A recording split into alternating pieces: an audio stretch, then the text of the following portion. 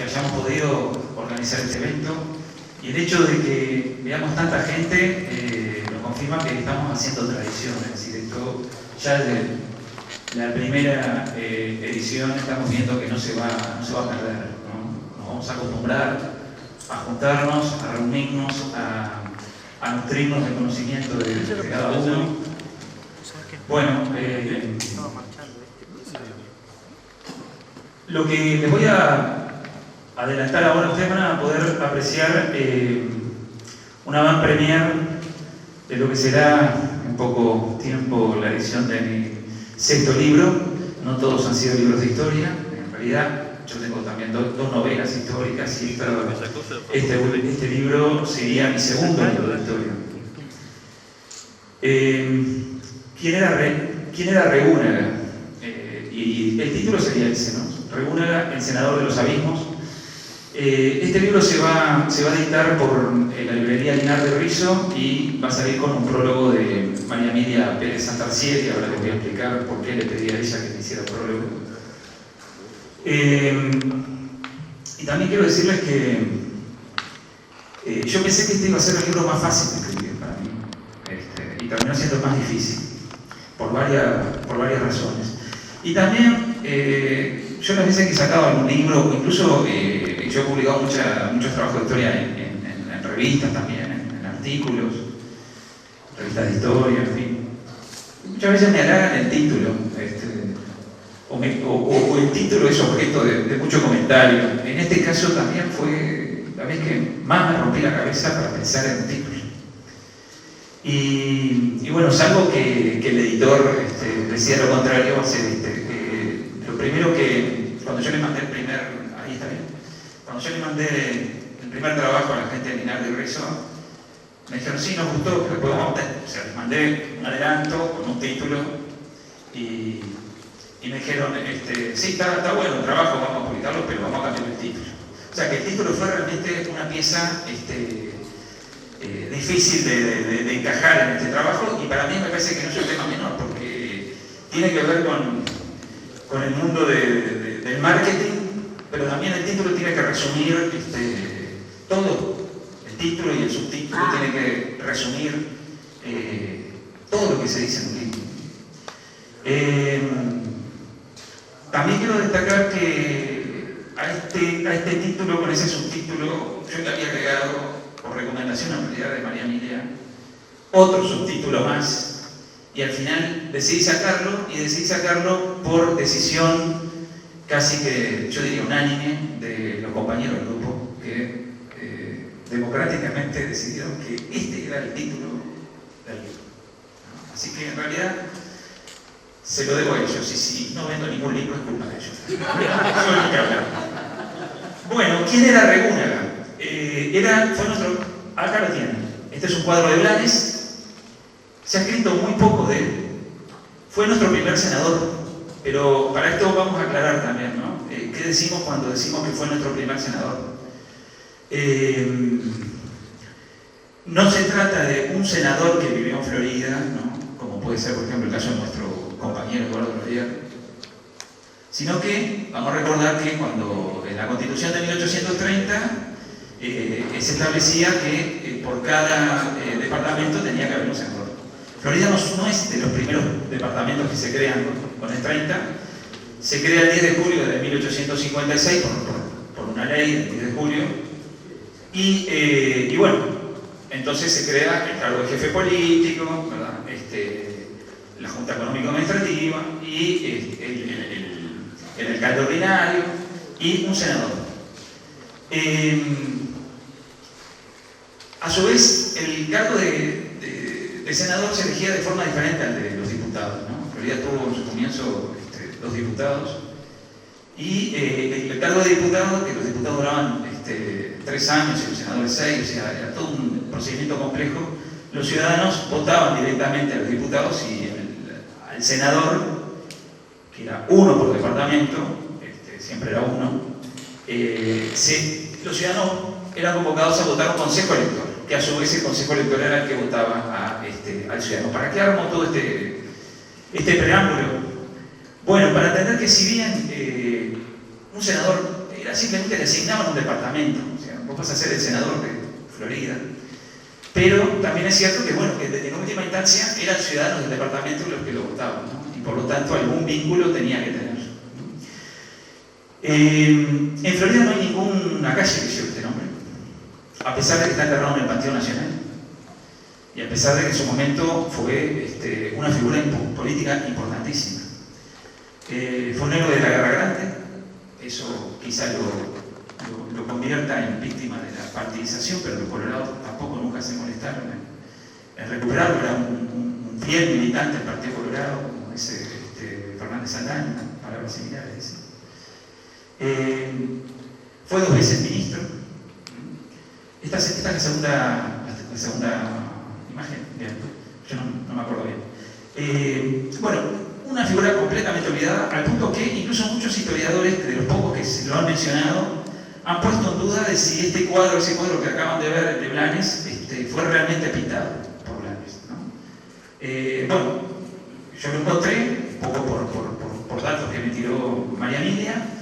Hoy está en un museo de Montevideo, en el Museo Romántico, que hasta donde yo sé sigue clausurado por obras, que se abre muy pocas veces y está entre una de las tantas salas.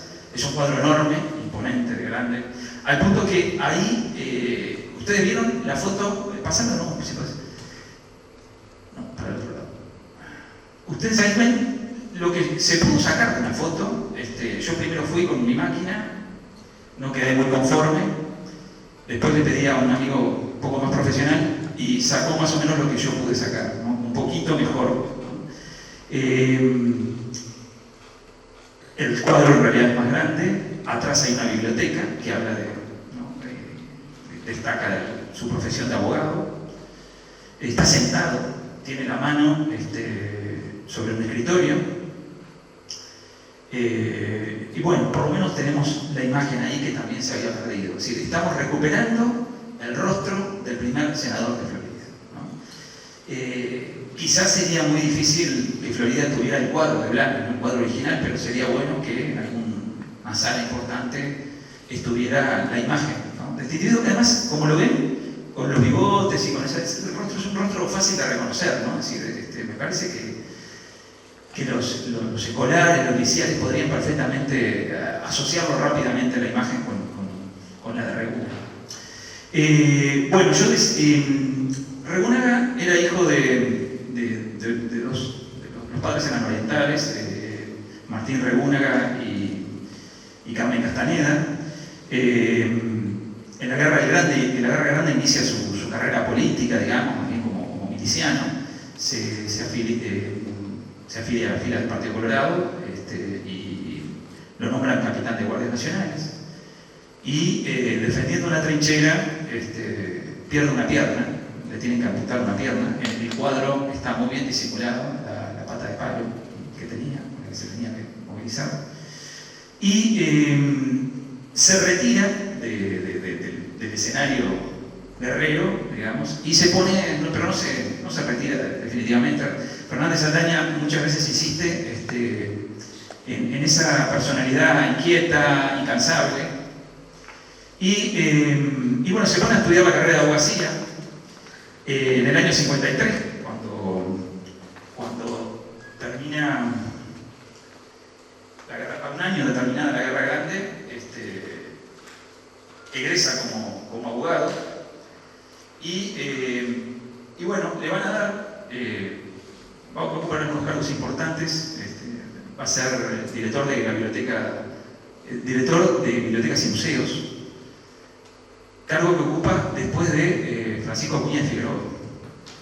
Y después va a entrar a trabajar en el Poder Judicial, primero como fiscal general del Estado, en su cargo interino que ocupa, en suplencia, digamos, a el titular que era Yauri. Yauri era como el dueño de ese cargo.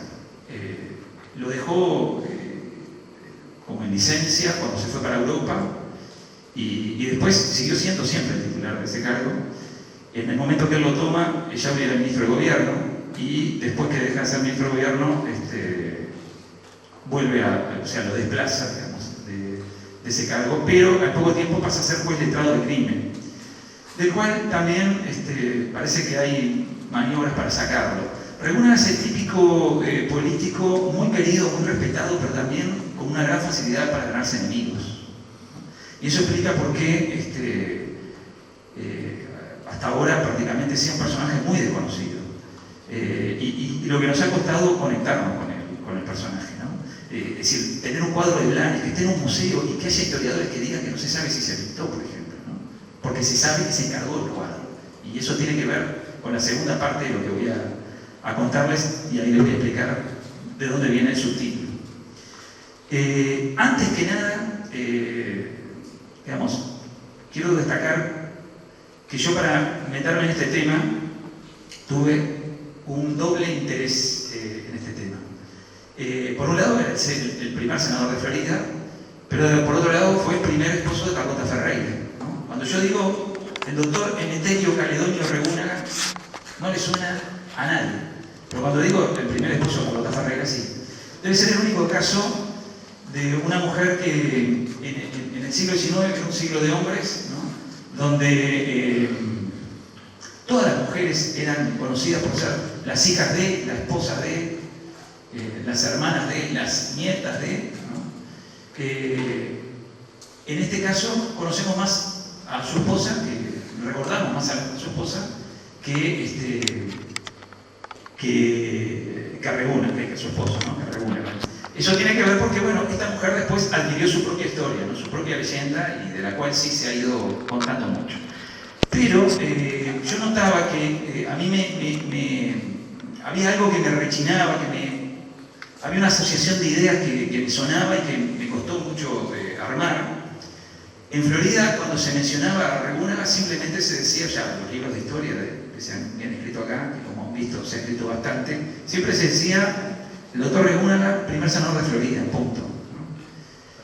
Y en Montevideo, cuando lo mencionaban como el esposo de Carlota Ferreira, y punto, ¿no? ¿Puedes pasar de nuevo la del mapa? Me estás adelantando mucho. Yo sé que nos queremos de todo, pero... No es que nos queremos de todo. No es que nos queremos de todo. Bueno, ahí lo que viene en este mapa, porque ¿qué pasa? Regúnaga, cuando es electo senador, no es electo enseguida, ¿no? En la primera elección sale Caravia, que después fue un hombre que fue jefe político de Florida, Juan Pedro Caravia. Pero se anuló esa elección, se argumentó fallas vicios de forma, y en realidad lo que pasaba es que el presidente de la República en ese momento, Gabriel Pereira, presionó para que se anulara porque quería que hubiera un senador de su confianza. Y en esto, bueno, la política ya sabemos que no es una cosa de 100% inteligencia, hay también desaciertos. Y a su vez Pereira había sido electo, si se acuerdan, había llegado a la presidencia como resultado de un acuerdo entre los dos grandes caudillos, que era Manuel Oribe en ese momento y Venancio Flores, que inauguraron una política más inteligente que la de los doctores, que era como su versión de su visión de la política de fusión, que fue la política de pacto, ¿no? Pero bueno, así como en su momento Rivera se equivocó con Oribe, y Oribe y Flores se equivocaron con Pereira también se equivocó con Regúnaga. Y ya antes de la elección de senadores ya había habido otro escándalo tremendo con otra elección menor,